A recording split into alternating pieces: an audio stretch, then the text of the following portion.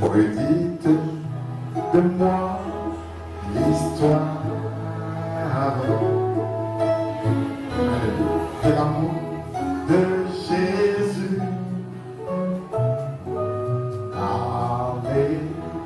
Parlez-moi de la gloire qu'il promet aux élus. J'ai besoin qu'on m'instruise, car je suis Seigneur ignorant. Car Christ qu'on me conduise comme petit enfant. Redites-moi l'histoire.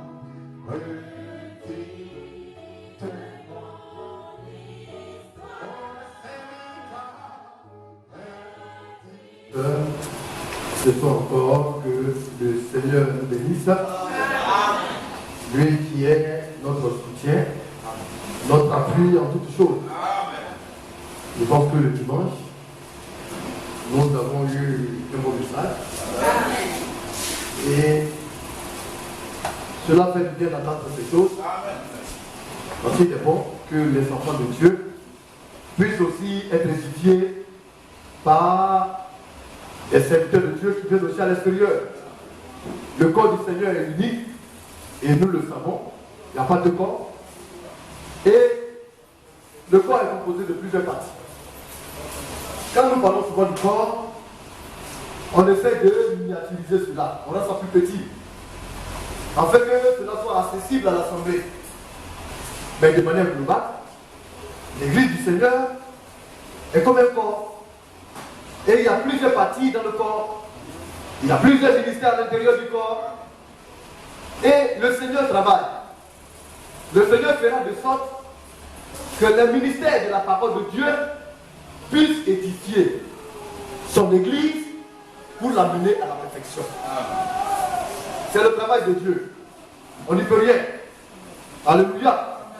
C'est pourquoi quand un ministre de Dieu vient, il doit être accueilli avec une entière disposition, avec tout l'enthousiasme que Dieu nous donne. Si nous savons prendre un serviteur de Dieu, alors il est normal que les bénédictions qui découlent de l'appel de ce serviteur de Dieu soient profitables au peuple de Dieu. Un serviteur de Dieu, beaucoup ne le comprennent pas encore, est un ange de Dieu. Et quand il vient, il ne vient pas en dehors du cadre de la volonté de Dieu, de la parole. Tout serviteur de Dieu est quadrillé à l'intérieur de la parole de Dieu. Mais il vient pour donner un message. Ça peut être un message d'espoir. Ça peut être un message de fortification. Ça peut être un message de réprimande. Selon que Dieu le pousse, il vient et il donne son message. Alléluia. Et une question m'a été posée sur l'ensemble des serviteurs de Dieu. Le journal L'Apocalypse est venu faire leur interview vis-à-vis de moi sur les 5 ministères. Alors on nous a envoyé des messages par SMS. C'est qu'ils ont mis en grand caractère. Ils ont mis le pasteur à dos. Dit que tous les ministères sont égaux. Bon, les hommes aiment faire des déclarations pour frapper. Le pasteur à dos n'invente pas quelque chose. Mais cela dépend de la manière dont on oriente. Ceux qui ont un esprit de grandeur, qui veulent paraître, ça les choque. Mais ceux qui ont l'esprit d'humilité pour comprendre, alors ils comprendront l'esprit dans lequel le Seigneur a écrit ces choses. Alléluia. Nous allons prendre le livre de 1 Corinthiens, le chapitre 3.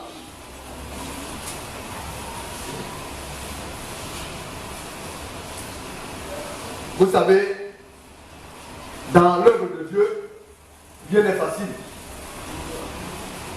Dans la conduite d'un peuple, il y a beaucoup de situations qui se créent.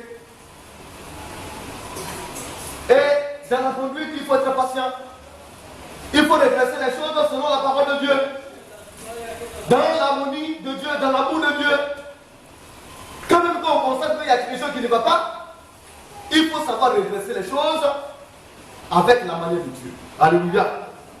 Dans le livre de 1 Corinthiens chapitre 3, à partir du verset 1, nous voyons ici, pour moi, frère, ce n'est pas comme à des hommes spirituels que j'ai pu vous parler, mais comme à des personnes, à des hommes charnels, comme à des enfants en Christ.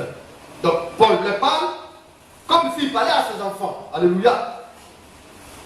Il dit, je vous ai donné du lait, non pas de la nourriture solide, car vous ne pouviez pas la supporter. Et vous ne pouvez pas, même à présent, parce que vous êtes encore charnel. Ça, ce sont des choses qui sont réelles.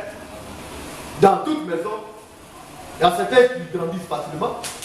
Il y en a qui sont très lents à grandir et qui veulent rester tous attachés au lait. Vous voyez, quand vous prenez un enfant, un bébé, il tète les seins de sa mère. Et en tétant, il oublie, il grandit. 3 années, 5 ans, il veut continuer de téter. Même au village, il y en a qui têtent jusqu'à 6 ans, 7 ans. Vous voyez, ils viennent auprès de la maman parce qu'ils veulent boire le lait. Oh, il ne sait pas qu'à l'âge de 3 ans, 4 ans, on doit le serrer. Amen. Et souvent, la mère prend des décisions et serre l'enfant. Mais il y en a qui aiment s'apitoyer à l'attachement de la maman et à être toujours au lait. Ça, c'est comme cela. Il en est de même dans la maison de Dieu. Il y a des frères et des sœurs qui aiment le lait. Être toujours sous les seins de maman. Maman, je veux ceci, maman, je veux cela.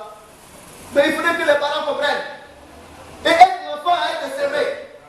Enfin d'apprendre à être un homme accompli ou bien une femme accomplie. Toutes ces leçons, Dieu nous les donne. C'est la nature, on n'y peut rien.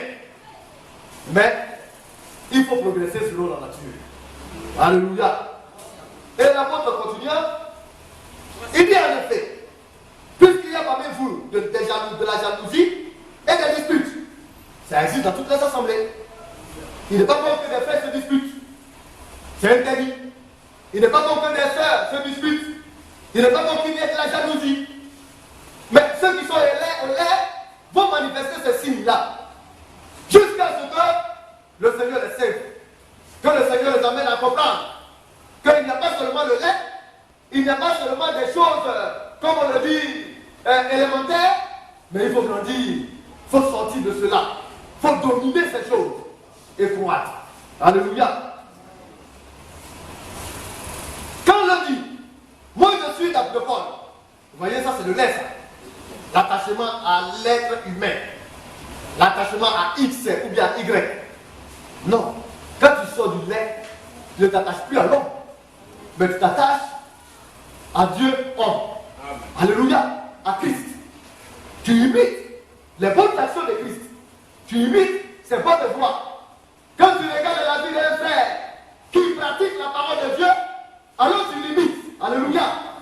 Mais il ne faut pas t'attacher à l'homme. C'est le bien. Si tu t'attaches à l'homme pour t'attacher à l'homme, alors tu perdras. Voyez, aujourd'hui, comme on le regarde, combien de personnes le comprennent? La manière dont Dieu fonctionne, c'est difficile. Quand un frère fait du bien, fait des largesses, quand un frère vient et te soutient, alors on dit, ah, ce frère-là, il m'aime bien. Ce frère-là, vraiment, il faudrait que réellement je le protège. Mais vous allez le protéger comment? Quelle est la meilleure manière de protéger un frère qu'on aime? C'est de lui dire la vérité. Si le frère vous fait du bien, si le frère vous donne de l'aide, il vous soutient financièrement, matériellement, la meilleure manière à agir à son égard selon Christ. Quand il fait quelque chose qui n'est pas bon, il n'y a pas de meilleur amour que de l'appeler et de lui dire la vérité. Parce que c'est la vérité qui va le changer. Soit le bien qu'il te fait te brise et t'amène à être hypocrite envers lui, ou bien le bien qu'il te fait te fortifie et t'amène à toujours lui dire la vérité afin qu'il comprenne, même s'il peut ne pas comprendre. Mais demain, parce que la vérité triomphe toujours. Amen. Quand on aime, on agit selon la vérité. On dit la vérité. Alléluia. Et alors les gens se disent, moi je suis de Paul.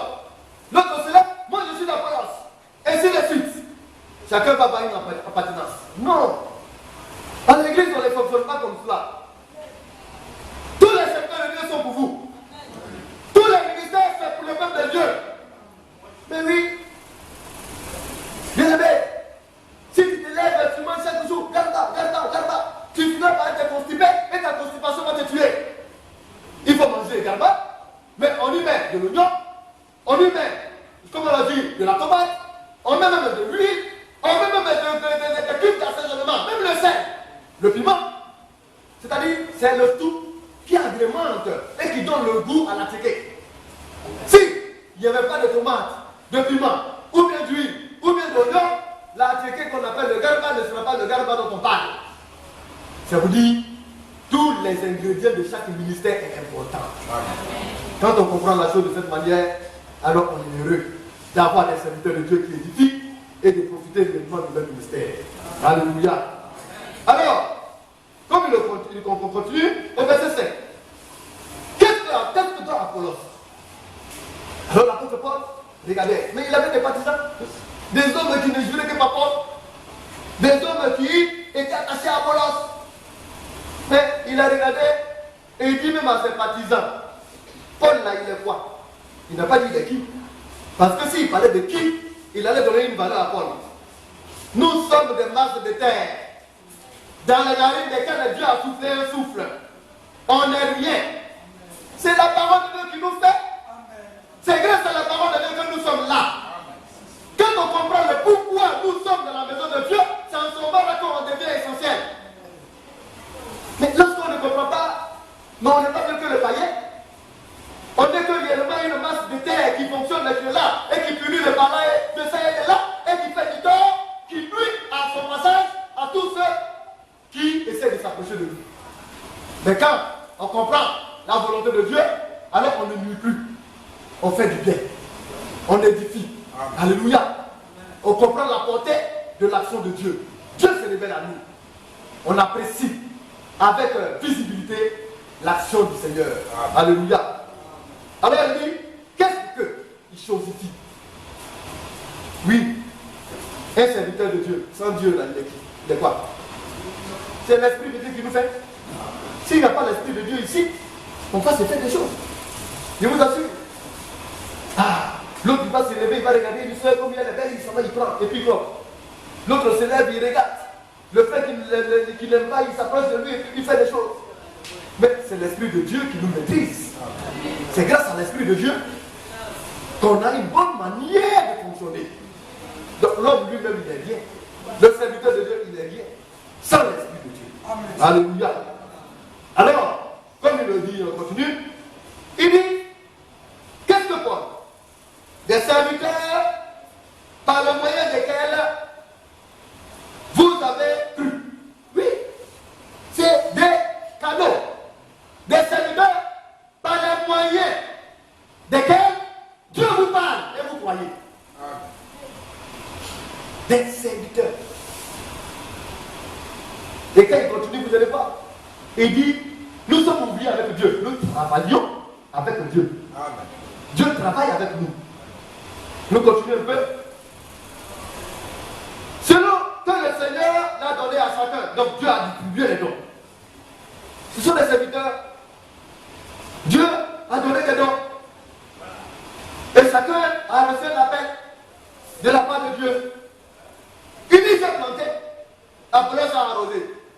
Bien aimé, quand vous allez descendre là-bas, vous allez voir que l'apôtre Paul dit qu'il a posé le fondement. Mais en réalité, celui-là qui a mis la fondation là, c'est Christ. Amen. Il a triché le modèle et il l'a fait. Sur le fondement, c'est Christ lui-même. Donc, quand il vient, les serviteurs de Dieu ne font rien en dehors de la parole de Dieu. Ils regardent en fonction de leur don. Parce que ce qui t'a été donné, c'est ce que tu restitues. En fonction de leur appel, il réduit de cela et il met les choses en place selon que Dieu le veut. C'est tout. Et il dit, Apollos a planté. Non, j'ai planté. Apollos a arrosé. Mais il faudrait qu'il y ait quelqu'un qui plante. Et il y a un autre aussi pour arroser. C'est lui qui plante. Il faut lui pour planter parce que Dieu a mis en lui le fait de planter. Et c'est lui qui arrose. Si tu n'es pas là d'arroser, tu vas te lever à midi pile pour venir arroser les plantes. Oh, il y a une certaine. Oh, il faut arroser les plantes. Oui. Au niveau de la nourriture, si tu ne sais pas manger, tu vas avoir des maladies bizarres. Oui. Dans le temps, les frères le savent. Moi, je mange une fois par jour. Je viens, je travaille. Et je descends vers 17h, 18h. Et puis quand j'arrive, je cherche un petit morceau de pain, et puis je mange. Et puis je dors. C'était mon préféré. J'ai mangé une fois par jour. C'était un jeu que je m'étais imposé. Mais ça m'a créé des conséquences. Ça m'a donné une maladie qu'on appelle colopathie fonctionnelle. Or, manger est aussi un aliment. Il faut savoir manger. Il faut bien manger. Parce que tu peux manger beaucoup et mal. Donc tout cela est régulé. Alors les nutritionnistes, ceux qui ont fait l'étude de la nutrition, sont mieux placés pour indiquer. Ils sont très importants dans le magnon. Alléluia. Donc, arroser, il y a de l'art. N'importe qui peut arroser. Or, si quelqu'un n'a pas apporté, l'arroseur ne peut pas arroser. Si l'arroseur, le planteur a planté et qu'il n'a pas un arroseur efficace, la plante va mourir. Alléluia. Dieu a placé chacun. Et il sait pourquoi il l'a placé. Mais celui qui plante est primordial. Il commence. Alléluia. Et Dieu l'a positionné pour commencer. Mais il ne va pas se glorifier parce qu'il a commencé. Alléluia. Parce que c'est un processus. Il a besoin de l'autre et l'autre a besoin de lui. Sinon, il ne sera pas payé. C'est un manon. Alléluia. Tout est enchaîné. Et il dit, j'ai planté, Apollos a arrosé, mais Dieu a fait croître. Alors Dieu maintenant c'est Dieu qui conclut. Amen. C'est lui qui fait pousser. C'est lui qui fait donner le fruit. Alléluia. Et continuons. Il est en sorte que ce ne soit pas, que ce n'est pas celui qui plante, qui est quelque chose, ou celui qui arrose, mais Dieu qui fait croître. Alléluia. Il dit celui qui plante et celui qui arrose sont égaux. Voilà d'où il est sorti. Tous les serviteurs de Dieu sont égaux. Alors on prend ça et puis on plaque. Ah, on dit que tous les serviteurs de Dieu sont égaux. Mais celui-là qui est Chanel va dire, ah, mais nous sommes égaux. Hein. Donc là, s'il y a 1000 francs, il faudrait que ce soit les 5 qu'on partage. Vous voyez, de manière à pas égale. Ce n'est pas comme cela que le Seigneur fonctionne. C'est Chanel. Alléluia. Quand le Seigneur parle de l'égalité, chaque ministère a sa place. Quand chaque ministère a un rôle bien déterminé. Alléluia. Mais, quelqu'un peut avoir le ministère d'apôtre. Mais l'apôtre là, ils sont comment? Il y a ceux qui reçoivent un appel particulier de la part de Dieu, tel que l'apôtre Paul. Parce que lui, Dieu n'a pas suscité dans une église. C'était un soi-disant croyant, un judaïste chevronnier, vous voyez, qui persécutait l'église. Et c'est sur la route de Damas que Dieu s'est révélé à lui, de manière forcée. Donc, à certains, à tel apôtre, Dieu l'a appelé.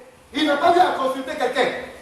Il n'a pas eu besoin d'être reçu de quelque part, parce qu'il avait une mission particulière de la part de Dieu. Mais un apôtre, il peut être le commencement d'une église. Alléluia. Alors, quand Dieu l'appelle de manière particulière, lui il sort. Il envoie une famille, il lui apporte la parole de Dieu. Il a le temps de mettre en place la doctrine. Parce que sans la doctrine, tous ceux qui vont venir travailler, travailleront en vain. Il faut placer les choses à leur place. Le système de l'église, le fonctionnement de l'église. Comment est-ce que chaque chose doit être à sa place? Ça, l'apôtre a reçu l'appel pour ça. C'est pourquoi ça commence. Alléluia. Maintenant, comme on l'a dit, le prophète, lui, il regarde. Comme l'apôtre a fait.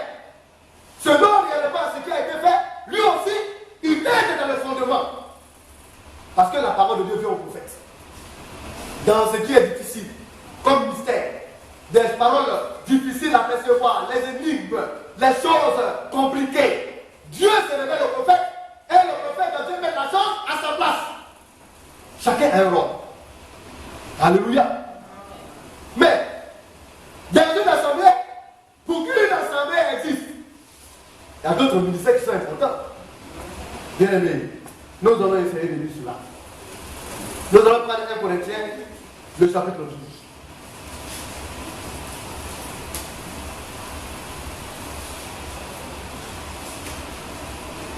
Le bien-aimé va me lire le verset. Il dit, Nous allons lire à partir de verset 4.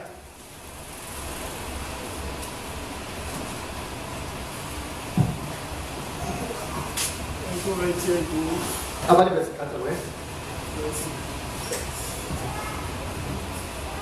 Il y a diversité de dons, Donc il y a diversité de dons, oui. mais le même esprit. Au niveau des dons, c'est le même, cet esprit qui les distribue. C'est le même, oui. Diversité de ministères, Donc les ministères qui sont aussi des dons, vous voyez, même eux là, on les a réclassés des dons.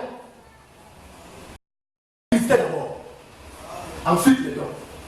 Parce que les dons s'exercent de l'assemblée. Si on ne vous apprend pas comment exercer les dons, il y aura du n'importe quoi dans la maison de Dieu. Cela va se faire au détriment de la parole et ce sera le chaos. Or, il faudrait que la parole de Dieu vienne et mette certaines choses à sa place afin que les dons que Dieu a donnés puissent s'exprimer dans la vérité et pour la gloire de Dieu. Amen.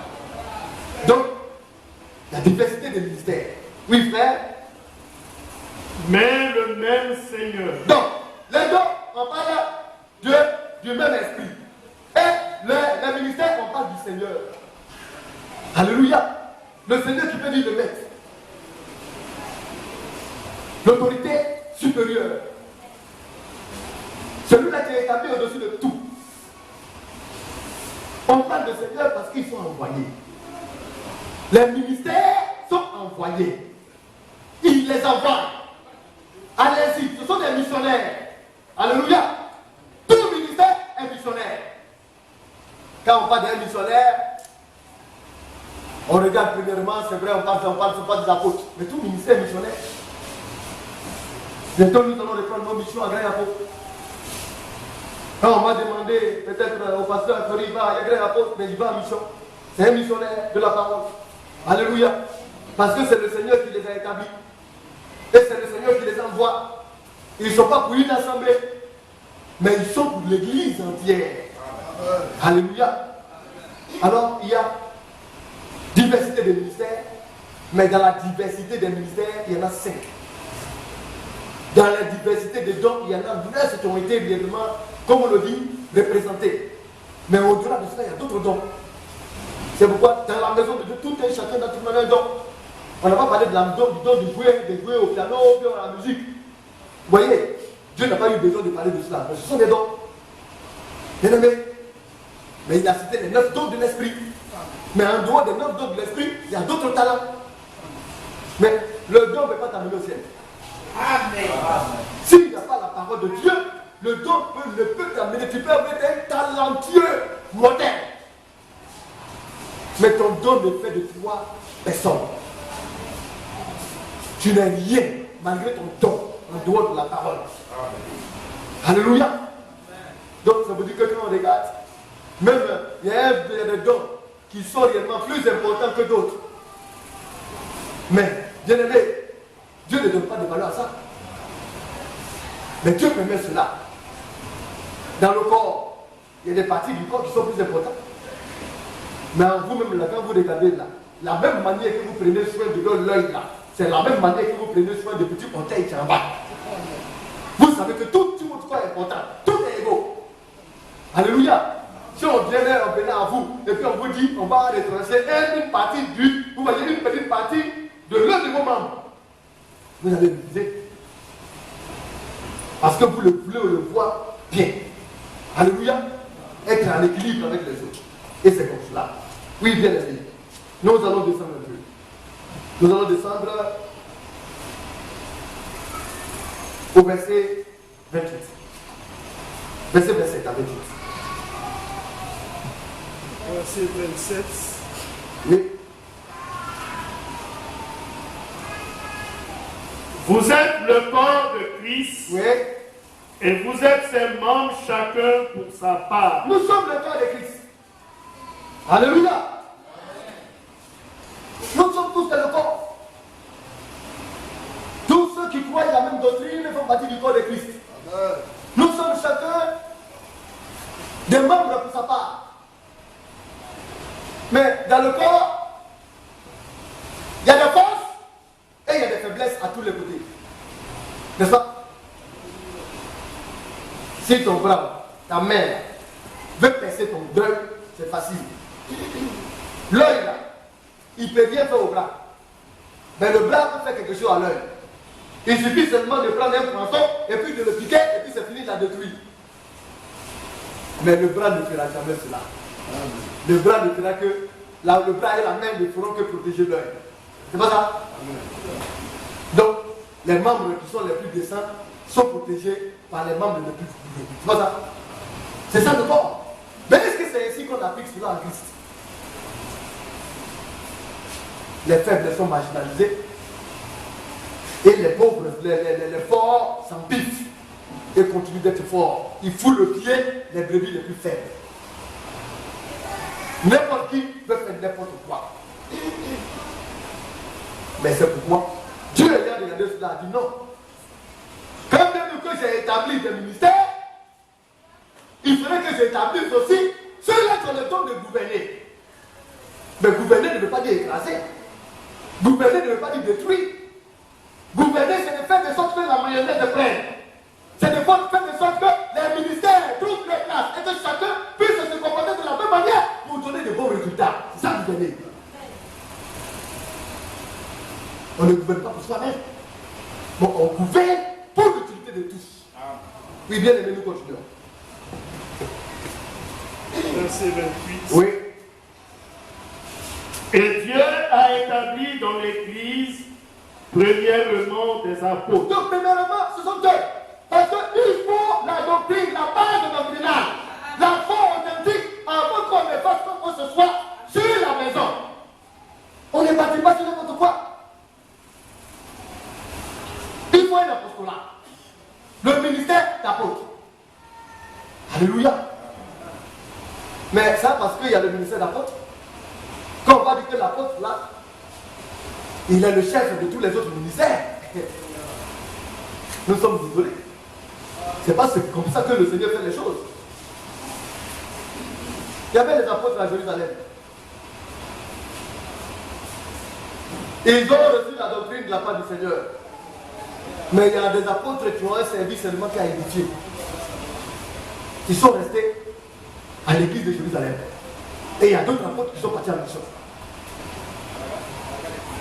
Mais dans une assemblée locale, il y a un pasteur, un ministère d'apôtre peut naître.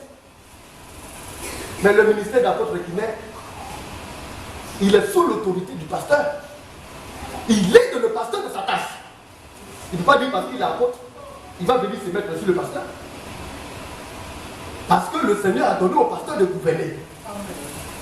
Mais les autres ne perçoivent pas. Mais dans l'étendue de l'œuvre, c'est là où vous allez voir l'importance de l'apôtre qui a été suscité. Parce que les ministères sont suscités dans l'assemblée locale. Ils naissent dans l'assemblée locale où ils sont nourris. Là, parce que le Seigneur a appelé 12 apôtres de l'autre côté et qu'il a suscité l'apôtre Paul. Vous voyez de manière spéciale que c'est fini, il n'y a plus d'apôtres. Non, il y a des apôtres qui naissent de par le ministère dans les assemblées locales. Ça existe. C'est un ministère. Mais quand il vient, c'est le pasteur qui a la sagesse, qui est outillé, qui l'encadre et qui lui dit: ton rôle, c'est de veiller à appliquer coûte que coûte la doctrine de l'église, dans l'assemblée locale, et même pour les églises seules qui vont naître. Donc l'apôtre, quand même qu'il est dans une assemblée locale, il va en mission. Sous la coupole du pasteur, qui l'a fait naître à l'intérieur de l'assemblée locale. Il va, il sait et puis il vient. Alléluia. C'est pourquoi quand même qu'il y avait des apôtres, Dieu avait mis un pasteur à Jérusalem. Mais si on dit que le ministère d'apôtre est plus grand que le ministère de pasteur, mais comment se fait qu'il y a un pasteur qui est établi sur les pieds? Jacques était le pasteur de Jérusalem. Et il y avait les apôtres qui étaient là. Mais c'est lui qui avait la décision finale. C'est pourquoi les 5 ministères sont égaux. Alléluia. Parce qu'un apôtre devait pas être un bon pasteur. Un évangéliste peut devenir un bon pasteur. Un docteur peut devenir un bon pasteur. Un prophète peut devenir un bon pasteur. Tous peuvent gouverner. Selon que le Seigneur le permet. Alléluia. Timothée était un jeune évangéliste, mais il était le gouverneur de l'église d'Éphèse. Il était le pasteur. Et c'est comme cela. Mais quand on ne comprend pas, les choses changent se décide, et notre père veut être grand. L'autre veut être ceci, cela. Et même quand on gouverne selon l'art de Dieu. Parce que l'argent de Dieu, c'est ce qui est le mal de tout. Quand les regards sont fixés sur l'argent, le pasteur veut s'accaparer de l'argent, l'autre là il se lève, il dit mon ministère est important. L'argent appartient à tous les ministres de Dieu. Mais Dieu aussi récompense chacun en fonction de son travail. Oui, bien aimé, nous continuons un peu. Verset 28. Oui. Deuxièmement, des prophètes. Ensuite, les prophètes, ceux-là à qui la parole de Dieu vient. Oui. Troisièmement, des docteurs. Alors, vous voyez, après on parle des docteurs parce qu'ils ont la science de Dieu. Ils ont la connaissance. Ils peuvent régler les problèmes difficiles. Quand il fait un problème spirituel, il faut un docteur pour régler cela. Quand il y a un esprit qui fatigue un frère, il faut un docteur, quelqu'un qui a la connaissance pour résoudre ce problème. Mais après ces trois ministères, Dieu n'a plus cité les autres. Mais où est l'évangéliste et le docteur, le pasteur? Dieu les a cités d'une autre manière. Alléluia. Parce que l'évangéliste, c'est celui-là qui a les aptitudes. C'est celui-là qui a l'art d'attirer les âmes. Alors Dieu lui donne les moyens pour y arriver. Dieu lui donne la foi nécessaire pour y arriver. Alors, la plupart des évangélistes, pas tous, parce que Timothée était évangéliste, mais il faisait l'office de pasteur, parce qu'il y a des évangélistes qui sont à l'intérieur, qui ne sortent pas. Comme il y a eu des apôtres aussi qui ne bougent pas, ils sont dans l'église locale et puis ils ne sortent pas. Ça a déjà existé.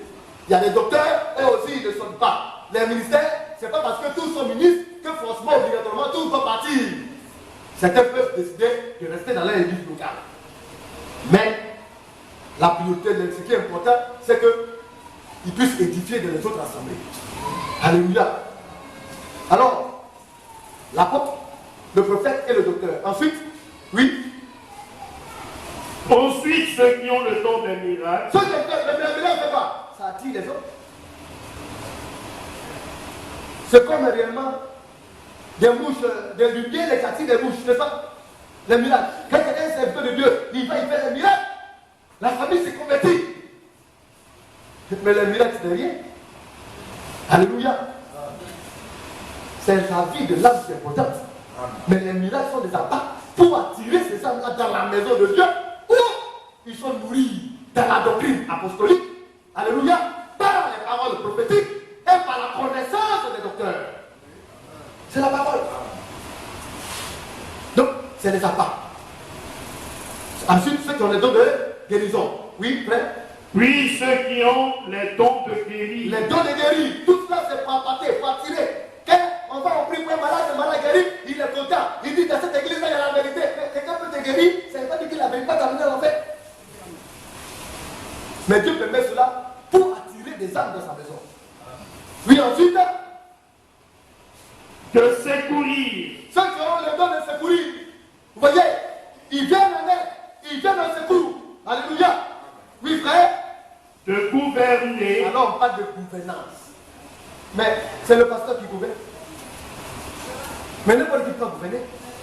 Gouverner, même il faut pas de l'art. Alléluia. Donc, c'est pour dire que les ministères sont établis par Dieu. Chacun a son rôle. Chacun est important. S'il n'y a pas d'âme qui vient, il va gouverner avec quoi? Il va gouverner comment? Par le précepte, par le système établi par l'apôtre, par les révélations que donne le prophète. Parce que le pasteur peut ne pas bien voir. Alléluia. Et puis le prophète va lui dire non, voilà une révélation. Voilà comment Dieu voudrait qu'on fasse les choses. Il met des prophéties à leur place. Parce que Dieu lui parle, Dieu tient à lui. Alléluia. Le docteur, il a la connaissance. Quand le pasteur n'appréhende pas une certaine chose vis-à-vis d'un fidèle, le docteur peut aider le pasteur à l'orienter, à trouver les remèdes pour le fidèle qui a des difficultés. Et quand les choses se passent comme cela, le pasteur, il ne domine pas pour dominer. Alléluia. L'apôtre ne peut pas se lever pour dire qu'il est au-dessus des autres. Mais non. Le pasteur considère chaque ministère. Quand même que c'est lui qui a le dernier mot dans l'assemblée locale. Alléluia. Mais il prend les avis de tous les ministres de Dieu afin de faire le bon choix parce que Dieu a mis en eux des potentialités pour aider à l'avancement de l'œuvre de Dieu. Quand l'humilité se passe comme ça dans le ministère, c'est à ce moment-là que le ministère de corps du Seigneur se porte bien. Je ne pas en décliner de la parole de Dieu.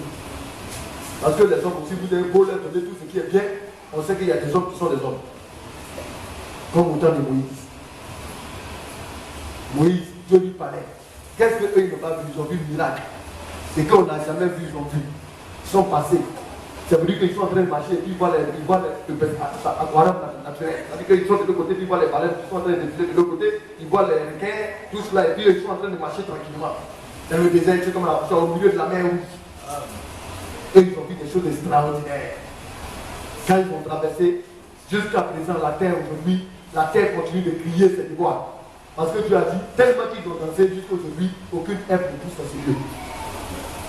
Ils ont vu des choses extraordinaires et merveilleuses qu'aucun homme n'a vu. Mais malgré cela, ça ne les a pas empêchés d'être chrétiens. On n'y peut rien. Donc voilà la réalité dans le corps du Seigneur. Dieu parle d'une manière. Si tu es chanel, tu apprends cela de notre manière. C'est pourquoi les hommes sont friands de devenir quelque chose. Nous on est rien. Tu es apôtre, tu as mouru apôtre. Voilà. Il n'y a pas apôtre premier degré, deuxième degré, cinquième degré. Tu es apôtre, c'est tout. Apôtre international. On a vu ça où? Prophète international. C'est tout ministère international. Bien aimé. Alors maintenant, comme on voit que dans les ministères, Dieu n'a même pas établi des hiérarchisations, comme on appelle ça, de suprématie de l'un envers l'autre. On regarde maintenant, on cherche, et on va maintenant dans les bassesses. Ceux sur qui les ministres de Dieu dominent, c'est ceux-là maintenant qu'on prend comme titre, et puis on se fait maintenant des renommées. On dit évêque, archi-évêque, bishop, ceci, cela, évêque, comment on appelle ça, cardinal. On crée des choses qui n'existent pas dans la parole de Dieu. C'est le manque de révélation et de discernement. Alléluia. Avec le Christ là, on ne vient pas en Christ. Quand on a appelé au ministère pour se servir, mais on vient pour servir. Amen. Et quand on comprend cela, on est bien parti. Amen. Mais quand même, il y a les ministères, quand vous lisez l'apôtre, il a dit quelque chose qui est très important. Nous allons le trouver dans le livre de 1 Corinthiens chapitre 3.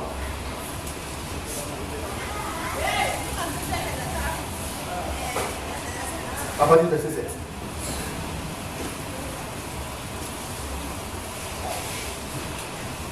Corinthiens 3, 7. Oui. Car nous sommes ouvriers avec Dieu. Oui. Vous êtes le champ de Dieu, Oui. l'édifice de Dieu. C'est ça au verset 9. Je suis au verset 9. Oui. C'est ce que je viens de dire. D'accord, tu le prends.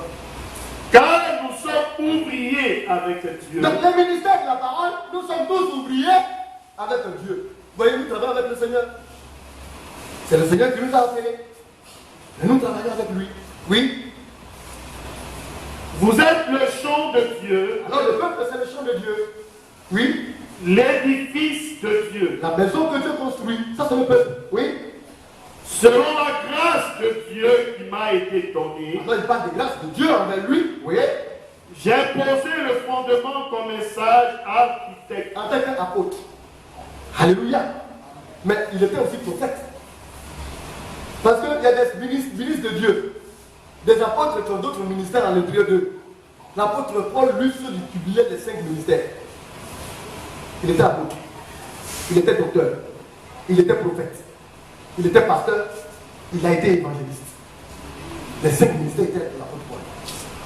Et il y a des pasteurs, il y a des apôtres qui sont apôtres simplement. Il y a des apôtres qui ont en eux le don de prophète, le ministère de prophète, le ministère de docteur. Alléluia. Et le ministère des pasteurs. Il y en a qui ont 4. Il y en a qui ont 2. Il y en a qui ont 3. Et puis il y en a qui sont un seul ministère. C'est Dieu qui fait les choses. En fonction de ce qu'ils sont, ils s'expriment dans l'assemblée.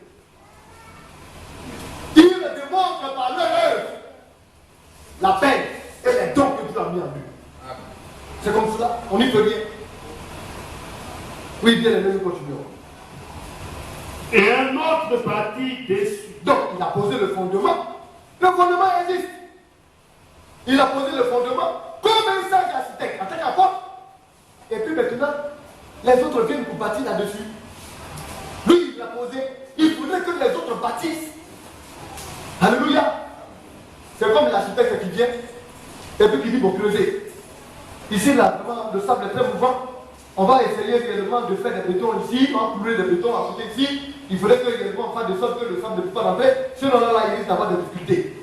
Il fait tout pour ici, il fait rester ça du point de parle. Parce que lui, il est parti à l'école pour ça. Mais dans les ministères, on va pas à l'école, c'est le don. Dieu a mis le don pour ça. S'il n'a pas fait cela, tous ceux qui vont venir bâtir, un jour, l'église va disparaître.